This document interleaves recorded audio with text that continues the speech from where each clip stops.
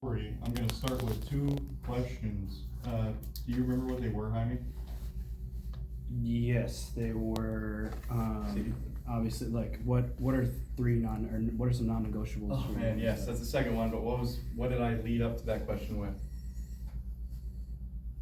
I did a lot of cocaine last night. I don't remember. I don't remember, brother. I'm super tired. So that's why you didn't want to come over. No, Holding out on me. Fuck, I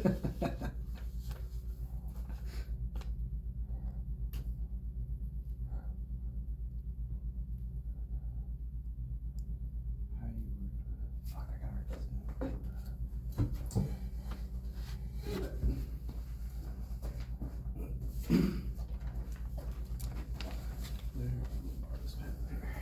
Okay, first thing I'm going to ask, getting into a company story, is some variation of this question. Okay. Have you worked with any contractors in the past? Got it. Right, or sometimes I'll be more specific and be like, have you ever done any major project to the exterior of the home, right? Because like the appointment we ran, this was a really good lesson for this, Jaime. Yeah. What ends up happening when you ask them that question and they do have experience? Oh, did they you kind of just listen and they tell you, hey, there was obviously it had nothing related to the job that we were doing. However, the pain point was I don't want to deal with they did a floor, it was fucked up, and yeah, they went with this whole thing, and so they told us the story about it. So it kind of really just segued. It was like, oh, So it draws out the horror this is stories. easy. Oh yeah. I mean, hopefully, or they draw out good stories and you can use that. Yeah, to, like, And you're like, oh, we do the same shit. Either way, yeah. and then from there, I'm gonna ask, when it comes to the project, what are your non-negotiables? Yeah. What do you expect out of our installers when they come out to actually do the work? Yeah. We used that yesterday. That was good. Oh, okay. I see what you mean. That was a tight. That was.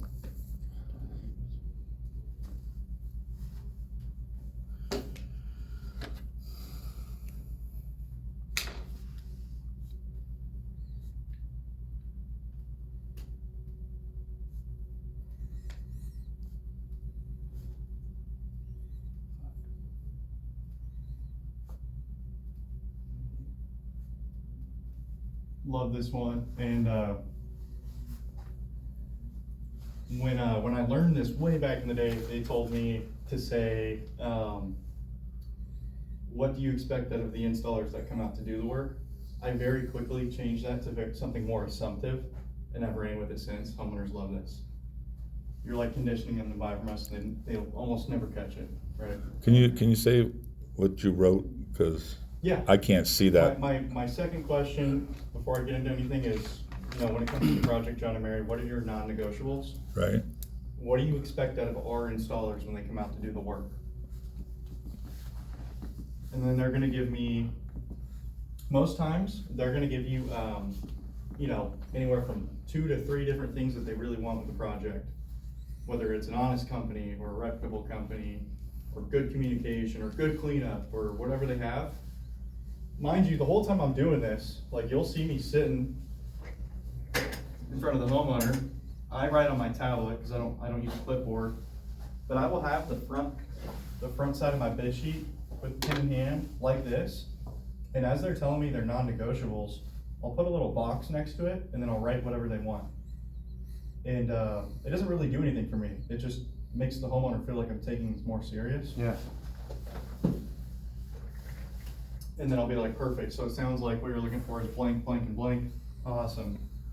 And then I'm gonna give them the same company story every single time. There's a really simple company story, and it's structured really, really straightforward, but you can tie in whatever they give you into it. Does that make sense?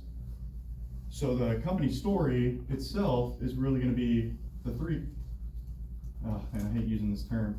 It's what the Bella would refer to as the 3 pillars. I do a variation of that for here. Do you remember what they are?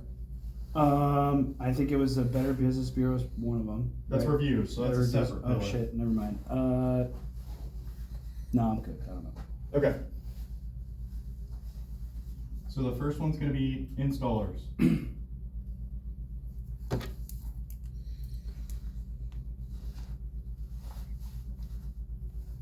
And the way that I transition into this, by the way, like if I'm transitioning from here into this, I do it with like 1 or 2 sentences. Usually it's like, hey, Perfect, thank you for sharing that with me, John and Mary.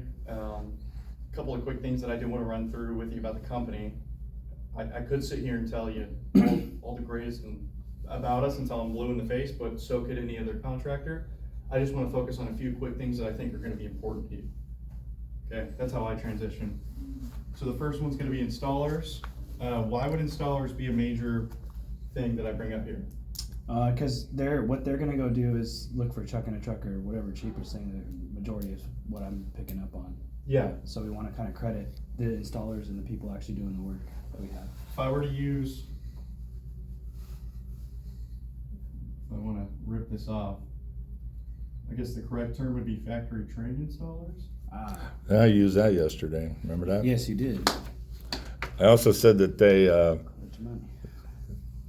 what do you call it, audit our projects too Yeah. for siting. I mean, you're not completely wrong. They do a small percentage, just very at random.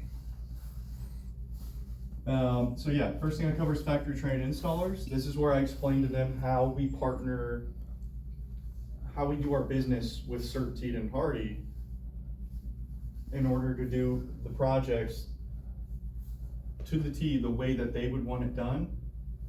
So that way the installers that we use have to be trained. Have you guys seen the, I don't think I have one. Have you guys seen the Hardy install manual? I haven't. You have it? Yeah. Peace of mind right there. The guys coming in to do the work. I have 138 pages of pure trigonometry memorized. Yeah, I used that yesterday. I said, Yeah. I got this book in my car. It's this thick. Oh, yeah. Remember that? And, there's thousands of instructions on how to install each and every item, Yeah. Perfectly. And we got to go by the book or else, that's not going to be good for our relationship with Hardy. Stuff like that. I was making it up. I didn't know. Well, it's good. Maybe not to make it up, but fake it till you make it. Mm-hmm. But like we can do that for Certainteed too. Certainteed install manual. I know we're not quite with Allside, but we can eventually use the same thing with Allside. So that's number one. Number two is one that we skipped actually in our appointment, Jaime. It's been a while since I've broken this out. But the true number two is American made products. What the fuck is a kilometer?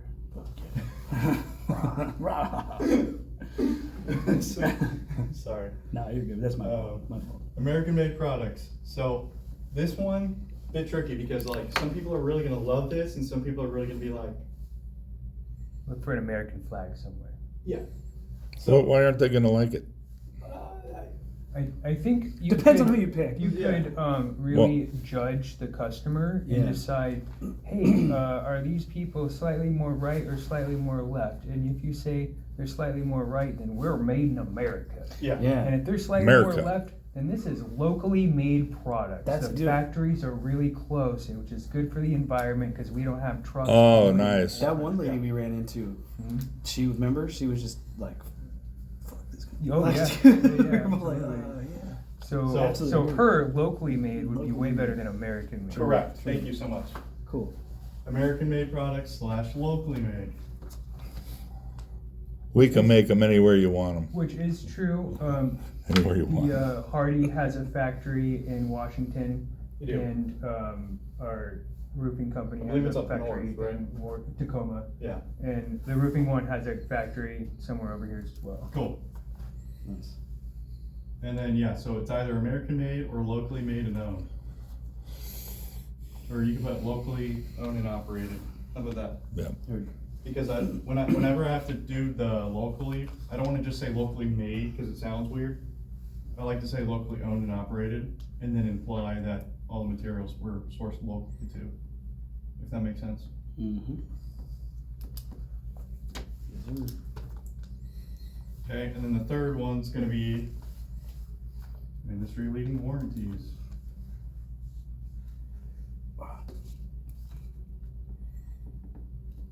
Now, the industry leading warranties one is something that applies, or should matter to most people, even if they try to tell you, well, I won't be here in 50 years. Heard that a lot. Yeah. But it's so- transferable, right? Yeah. This is the way I break down the industry leading warranties, okay? The reason why it matters is because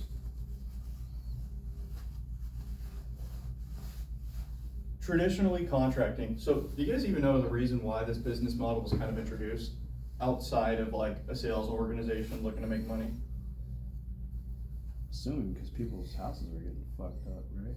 Because contractors are about as shady as they come. Yeah. Okay, so historically, before they started doing business models like this, contractors were probably, I mean, if they had a location, great, it means they were doing well. A lot of times they were working out of a pickup truck, right? And when they were doing these jobs, they were underselling the market by quite a wide margin, and the pricing that they were giving to homeowners was enough pricing to be able to afford the materials, to pay their guys the hourly wage for labor, and that's about it, right? They weren't profiting really a whole bunch past that. They were just working to live. And so the problem with this is the warranty that they offered the homeowners was called a taillight warranty. Oh, I told him what that was yesterday. It's really a taillight warranty, because even if they tell See, you it's a, you know I'm not filling you full of baloney. Oh, So. no, you should have that shit. We have that. even if they tell you it's a 15-year warranty, it became known as a taillight warranty because these guys, all, like, think about it. They were one mistake away from contractors' bankruptcy at all times. If they fucked up on one job and a homeowner called them out on it and they had to come service a warranty, well, they've been doing all these jobs, but they haven't really been profiting a whole lot. They've just been working to live. So one warranty claim, sizable enough, puts them out of business. Because the easiest thing for them to do is to close down the business and then reopen under a different entity with a different contractor's license, right? Because then the alternative would be that they actually have to go service the warranty, which they don't even have the overhead to do. You get what I'm saying? And so that is like one of the leading reasons that the way that we do our business in contracting even came to be. So this is why, in my opinion, the industry leading warranties matters, because one of the things that we've done to address this is we've partnered directly with one roofing supply manufacturer, one siding supply manufacturer, one window supply manufacturer. We install everything the way they want it installed. Our installers are trained to install it the way they want it installed. We don't deviate one bit. So what that means is all the warranties we offer are manufacturer back, start to finish. Right? What are the warranties for our different products? Roofing is 50 years material, 4-star, 15 years workmanship, 30 years workmanship on a 5-star. Siding is 30 years all-inclusive workmanship and materials, but it does not include color or caulking. Color or caulking is 15 years. Windows is, probably different with all siding Simon tinting. I don't know what we're currently offering. Pretty similar, actually. This is the part I need to. That's really good at that. So, windows, there's a one-time breakage warranty. They can break a window once and it'll be repaired. But if they break the same window again, it won't be repaired. So they gotta break a different window the next time. And then they're also warranted against like fogging and argon escape, I believe. And I'm just gonna focus on certainty party, but thank you. Okay. But yes, so industry leading warranties, right? You guys know the drill. I mean, the reason it even matters is, we run our business in a way that is designed for us to be around for the long haul, right? Like, yes, we may be priced a little bit higher than some of the competition, okay? But that's for a reason. We plan to be here 20 years from now, Lord willing. And, kind of, what's the saying? You get what you pay for a little bit? Yeah. But in the circumstance that something happens that's unforeseen and we have to close up business or whatever, it doesn't really matter because the warranties that they had are going to be honored by the manufacturer. They're just going to send somebody else who's certified to come service the work, right? And the way I tell homeowners this is like, would you rather put would you rather not have a little bit more peace of mind by not putting your trust in us, who have been around 8 years, and rather putting your trust in the manufacturers who have been around hundreds of years, right? So those are the 3 pillars. Any questions with them? When I get done through this doesn't usually take long. take a little long. And then the last thing you can do is reviews. Now, I'll be honest with you guys. The review section, I really only personally do the Better Business Bureau because I think that has the most impact. And the way that you can do this, which is why I say tablets can come into play here, you can have, and I would recommend on your tablets when you start using them, have a landing page on Safari that just stays there, and let it be the Weatherbuilt Homes Better Business Bureau page. That way you can pull it up on a dime in any appointment. And here's kind of how I explain it to homeowners. With the Better Business Bureau, well, let me ask you guys, how does the Better Business Bureau work? How do they grade companies, do you know? Complaints. So if a customer makes a complaint, the company has 30 days or maybe less to respond to that complaint in a satisfactory manner, and the letter grade comes from the response of the negative reviews. 100%. So there's two separate grading scales. First, the amount of stars out of 5, right? That one is, like, in my opinion, almost irrelevant. I mean, you can go pull up Costco. Costco's got like a 1.9 out of 5 stars. Like, and everybody seems to love Costco. The accreditation system is where I focus on, because when you're a new company, it'll take, depending on how much business you do, it'll take years before you're even before you earn an accreditation through the Better Business Bureau. So, like, we might have been around since 2017, 2018. I don't think we got our first letter grade till 2019, 2020. Okay, the website would tell you. I'm just going off the top of my head. And the way that I explain this to homeowners is this, kind of like you said, Dax, hey, look, at the end of the day, contracting is still the second most complained about industry in America, and that's true, right? You guys know what number 1 is? Fucking merchant processing. Guarantee it, dude. Damn it, dude. Divorce lawyers, but Oh shit. yeah. So they're saying our entire industry is only slightly better than divorce attorneys, which is great. Point I'm trying to make is, when a homeowner inevitably does leave a complaint on there, we are given 3 business days to reach out and make contact with the homeowner. We are given 30 business days to provide a agreeable resolution. Agreeable meaning both parties agree to it, right? The Better Business Bureau independently reaches out to both us and the client to make sure that this is upheld. And as long as this is upheld every single time without fail, you won't get docked. So if you find a way to work your way up to A+, you'll stay there. But any deviance from that, you'll get docked. Like, even right now, I don't know if you guys know this, we're not A+, we're A. Or A. Yeah, I pulled it up yesterday. Oh fuck. And you know why? It's because one of the complaints we got, we reached out and we provided a resolution, but the resolution that we provided was agreeable by us. The Better Business Bureau found it agreeable, but the homeowner didn't. Just the fact that the homeowner didn't find the resolution agreeable means we're not A+, we're A. One time, right? So, like, that's how easy it can be to lose that accreditation, right? And that's kind of how I roll with that. And then the tie down I get here is usually along the lines of, now John and Mary, I'm not gonna, I know earlier, John and Mary, we were talking about the quality of installers that we use, right? I'm not even gonna say they're the best in the industry, but they're very qualified. But at the end of the day, it's still humans doing work on your home, and humans make mistakes. So on the off chance that we do make a mistake on this project, wouldn't you rest a little bit easier knowing that we're a company that has a great track record of following through on our word and making things right in a timely manner? Yep. Boom, done. Now, you guys can do whatever you want here. There's a whole bunch of review sites, Google, try not to use Yelp,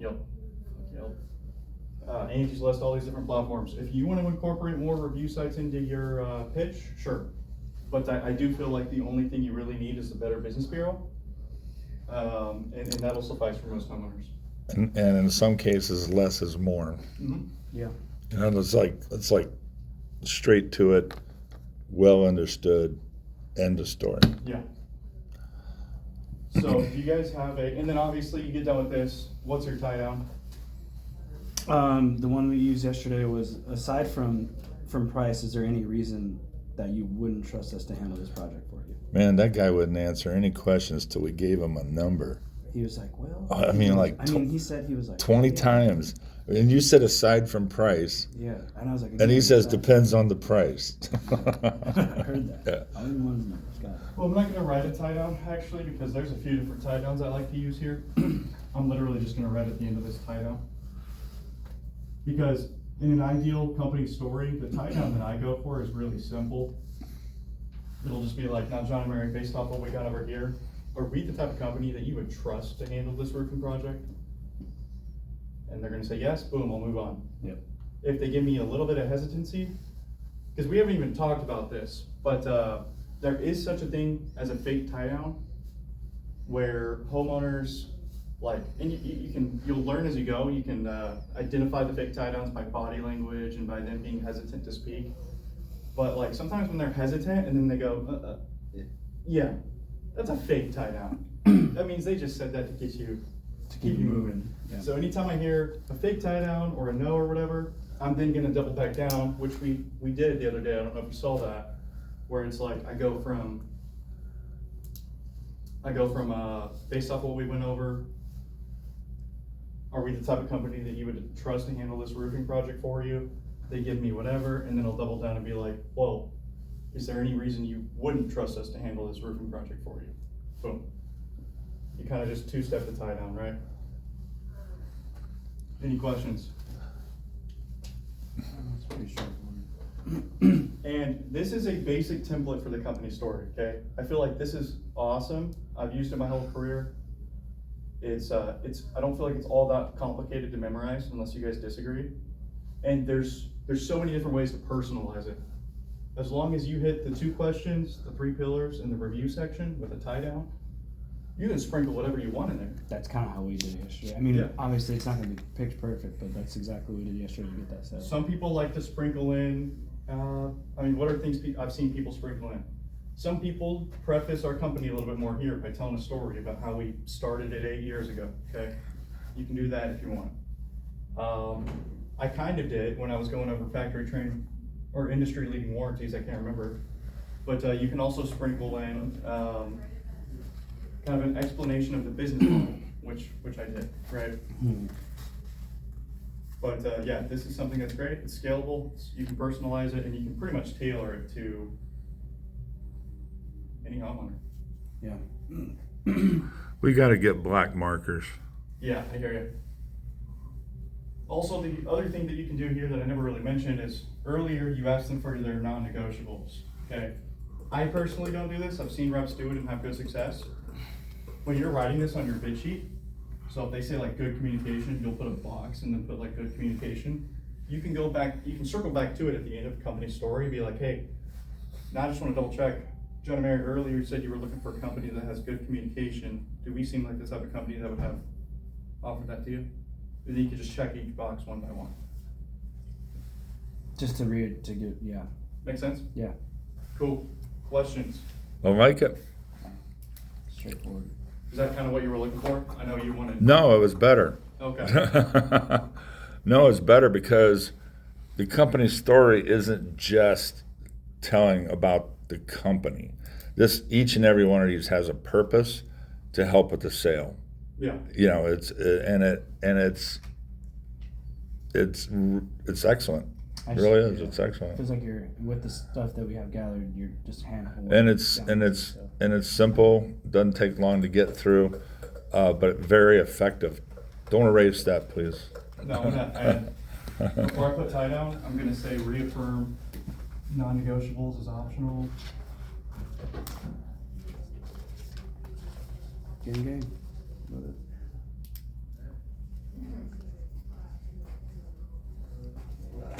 What up, dude?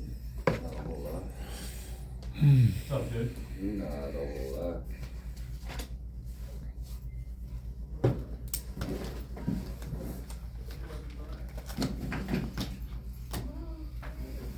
You got to recopy that for me, I got you. and I'll send you a link. My handwriting's I don't know if I can read it. Is that it? Yeah. Okay. Do you guys have any more questions? I want to walk up there and film Okay. that. Excuse me. Man, we got to get black. We do. We gotta go find some. There might be some of them.